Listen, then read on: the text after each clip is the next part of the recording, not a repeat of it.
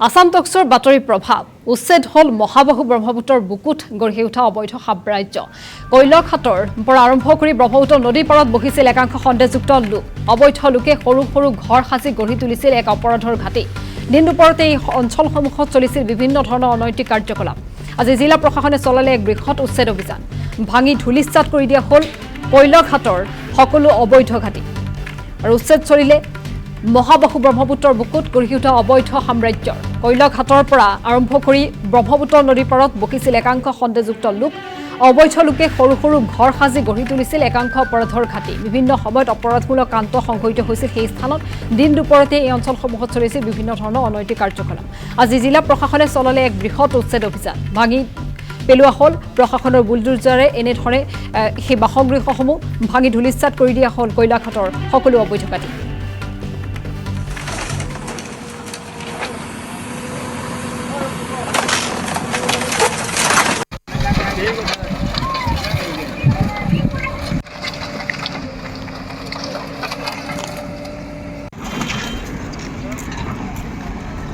ডিব্ৰুগড়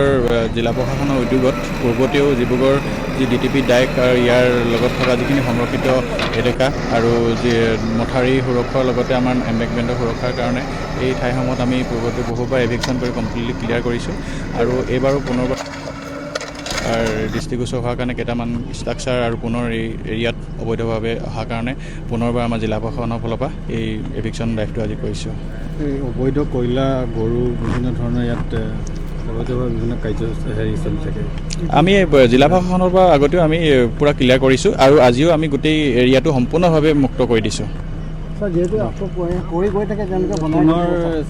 আমাৰ জিলা প্ৰশাসনৰ ফালৰ পৰা একদম ফ্ৰিকুৱেণ্টলি এইবাৰ আমি কৰি থাকিম আমি